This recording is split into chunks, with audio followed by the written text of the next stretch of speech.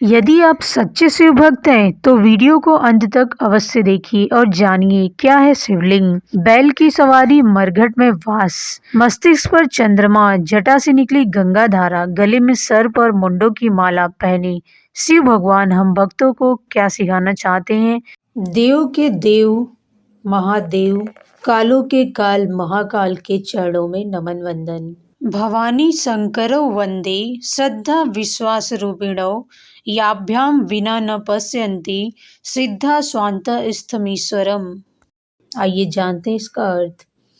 भवानी शंकरौ वंदे, भवानी और शंकर की हम वंदना करते हैं। श्रद्धा विश्वास रूपिणौ, श्रद्धा का नाम पार्वती और विश्वास का नाम शंकर। श्रद्धा और विश्वास के प्रतीक विग्रह मूर्ति हम मंदिरों में स्थापित करते हैं।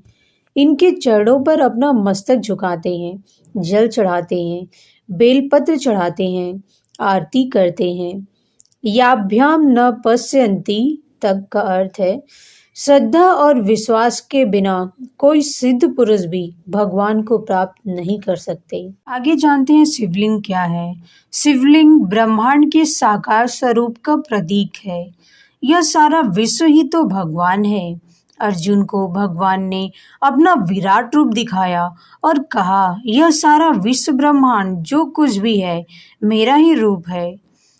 यशोदा को कृष्ण ने मुंह खोलकर सारा विश्व ब्रह्मांड दिखाया और कहा, यह मेरा असली रूप है। भगवान राम ने भी माता कौशल्या और काकभूषुंडी जी को उनने अपना विराट रूप दिखाया था। शंकर की गोल पिंडी उसी का छोटा सा स्वरूप है जो बताता है कि वह विश्व ब्रह्मांड गोल है, एटम गोल है, धरती माता विश्व माता गोल है। इसको हम भगवान का स्वरूप माने और विश्व के साथ वह व्यवहार करें जो हम अपने लिए चाहते हैं। शिव का आकार लिंग स्वरूप माना जाता है। उसका अर्थ यह है कि सृष्टि साकार होते हुए भी उसका आधार आत्मा है। ज्ञान की दृष्टि से उसके भौतिक सौंदर्य का कोई बड़ा महत्व नहीं है। मनुष्य को आत्मा की उपासना करनी चाहिए, उसी का ज्ञान प्राप्त करना चाहिए। सांसारिक रूप, सौंदर्य और विविधता में घसीटकर उस भौतिक सौंदर्य को तिरोहित नहीं करना चाहिए। आखिर भगवान शंकर हैं क्या? शक्ति कहाँ से आती है? क्यों आ जाती है? उद्धार कैसे हो सकता है? आगे जानते हैं भगवान के त्रिनेत्र हमें क्या ज्ञान देते हैं। तीसरा नेत्र ज्ञान चक्षु, दूरदर्शी, विवेकशीलता। यह तृतीय नेत्र सृष्टा ने प्रत्येक मनुष्य को दिया है। सामान्य परिस्थितियों में वह विवेक के रूप में जागृत रहता है, पर वह अपने आप में इतना सशक्त और पूर्ण होता है कि काम वासना जैसे गहन प्रकोप भी उसका कुछ नहीं बिगाड़ सकते। उन्हें भी जला डालने की क्षमता उसके विवेक में बनी रहती है। ऋषित्व स्थिर रखते हुए भी दुष्टता को उन्मुक्त नहीं विचरने देता, मद मर्दन करके ही रहता है, जिससे कामदेव जलकर भस्म हो गया। सद्भाव के भागीरथ के साथ ही यह तृतीय नेत्र का दुर्वासा भी विद्यमान है। शिव की जटाओं में गंगा जी हमें क्या सीख देती हैं। ज्ञान गंगा की जलधारा गंगा जी यहाँ ज्ञान की प्रचंड आध्यात्मिक शक्ति के रूप में अवतरित होती हैं। महान आध्यात्मिक शक्ति को संभालने के लिए शिवत्व ही उपयुक्त है। माँ गंगा उसकी ही जटाओं में आश्रय लेती हैं। मस्तिष्क के अंतराल में मात्र ग्रे मैटर न भरा रहे, ज्ञान विज्ञान का भंडार भी भरा रहना चाहिए, ताकि अपनी समस्याओं का समाधान हो एवं दूसरों को भी उलझन से उबारे, वातावरण को सुख शांतिमय कर दे, अज्ञान से भरे लोगों को जीवन दान मिल सके। शिव जैसा संकल्प शक्ति वाला महापुरुष ही उसे धारण कर सकता है। महान बौद्धिक क्रांतियों का सृजन भी कोई ऐसा व्यक्ति ही कर सकता है जिसके जीवन में भगवान शिव के आदर्श समाये हुए हों। वही ब्रह्म ज्ञान को धारण कर उसे लोक हितार्थ प्रवाहित कर सकता है। शिव मरघट में वास कर हमें क्या ज्ञान देते हैं, आगे जानते हैं। उन्हें शमशानवासी कहा जाता है। शिव प्रकृति क्रम के साथ घूत कर पतझड़ के पीले पत्तों को गिराते तथा बसंत के पल्लव और फूल खिलाते रहते हैं। मरण भयावह नहीं है और न उसमें असुचिता है। सड़न से गंदगी फैलती है। काया की विधिवत अंत्येष्टि कर दी गई तो सड़न का प्रश्न ही नहीं रहा।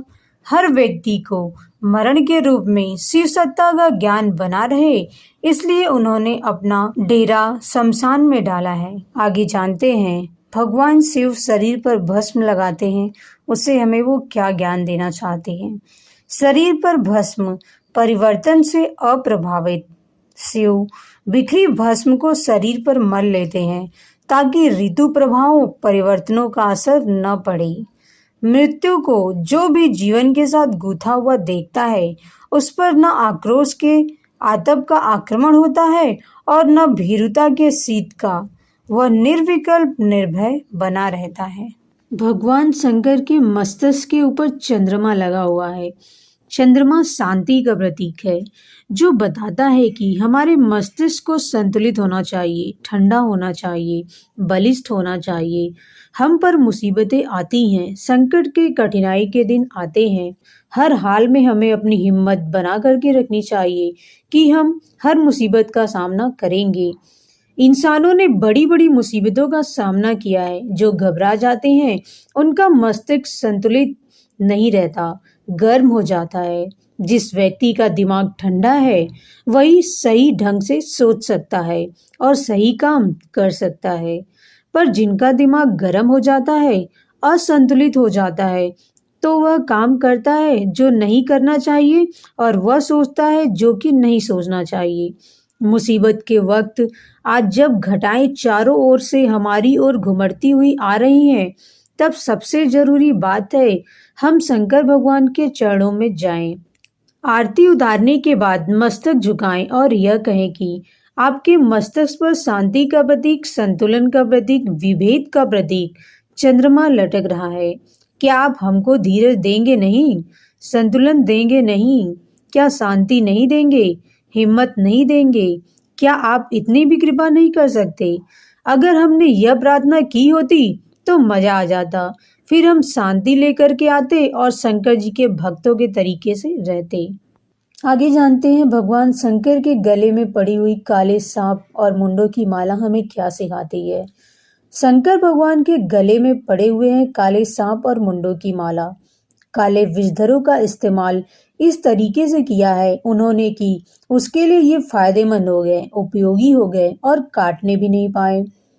शंकर जी की इस शिक्षा को हर शंकर भक्त को अपनी फिलॉसफी में सम्मिलित करना ही चाहिए कि विषैले लोगों से किस तरीके से डील करना चाहिए, किस तरीके से उन्हें गले से लगाना चाहिए और किस तरीके से उनसे फायदा उठाना चाहिए। शंकर जी के गले पर पड़ी मुंडों की माला भी यह कह रही है कि जिस चेहरे को हम 20 बार शीशे में देखते हैं, सजाते संवारने के लिए रंग पाउडर पोतते हैं, वह मुंडों की हड्डियों का टुकड़ा मात्र है। चमड़ी जिसे ऊपर से सुनहरी चीजों से रंग दिया गया है और जिस बाहरी टुकड़े के रंग को हम देखते हैं, उसे उघाड़ कर देखें तो मिलेगा कि इंसान की जो खूबसूरती है उसके पीछे सिर्फ हड्डी का टुकड़ा जमा हुआ पड़ा है। हड्डियों की मुंडमाला की यह शिक्षा है, नसीहत है, हे मित्रों, जो हमको शंकर भगवान के चरणों में बैठकर सीखनी। शंकर जी का विवाह हुआ तो लोगों ने कहा कि किसी बड़े आदमी को बुलाओ, देवताओं को बुलाओ। उन्होंने कहा नहीं, हमारी बारात में तो भूत पलीत ही चलेंगे। रामायण का छंद है, तनु छिन कोहु अति पीत पावन, कोहु अपावन तनु धरे। शंकर जी ने भूत पतीलों को पिछड़ों का भी ध्यान रखा और अपनी बारात में ले गए। आपको भी इनको साथ लेकर चलना है। शंकर जी के भक्तों, अगर आप इन्हें साथ लेकर चल नहीं सकते तो फिर आपको सोचने में मुश्किल पड़ेगी, समस्याओं का सामना करना पड़ेगा और फिर जिस आनंद में और खुशहाली में शंकर के भक्त रहते हैं, आप रह नहीं पाएंगे। जिन शंकर जी के चरणों में आप बैठे हुए हैं, उनसे क्या कुछ सीखेंगे नहीं? पूजा ही करते रहेंगे आप।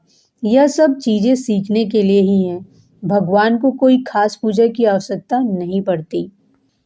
शंकर भगवान की सवारी क्या थी? बैल। वह बैल पर सवार होते हैं। बैल उसे कहते हैं जो मेहनत कश होता है, परिश्रमी होता है। जिस आदमी को मेहनत करनी आती है, वह चाहे भारत में हो, इंग्लैंड, फ्रांस या कहीं का भी रहने वाला क्यों न हो, वह भगवान की सवारी बन सकता है। भगवान सिर्फ उनकी सहायता किया करते हैं जो अपनी सहायता आप करते हैं। बैल हमारे यहाँ शक्ति का प्रतीक है, हिम्मत का प्रतीक है। आपको हिम्मत से काम लेना पड़ेगा और अपनी हिम्मत और अपनी मेहनत तथा पसीने के ऊपर निर्भर रहना पड़ेगा। अपनी अक्ल के ऊपर निर्भर रहना पड़ेगा। आपके उन्नति के द्वार और कोई नहीं खोल सकता, स्वयं खोलना होगा। भैंसे के ऊपर कौन सवार होता है, देखा आपने? शनिचर। भैंसा वह होता है जो काम करने से जी चुराता है। बैल हमेशा से शंकर जी का बड़ा प्यारा रहा है। वह उस पर सवार रहे हैं, उसको पुचकारते हैं, खिलाते पिलाते नहलाते धुलाते और अच्छा रखते हैं। हमको और आपको बैल बनना चाहिए, यह शंकर जी की शिक्षा है। वाङ्मय 68 पूज्यवर की अमृतवाणी भाग 1। लेखक पंडित श्री राम शर्मा आचार्य जी। वीडियो को अधिक से अधिक लाइक, शेयर और सब्सक्राइब जरूर करें ताकि सभी शिव भक्तों तक यह वीडियो अवश्य पहुंचे। धन्यवाद।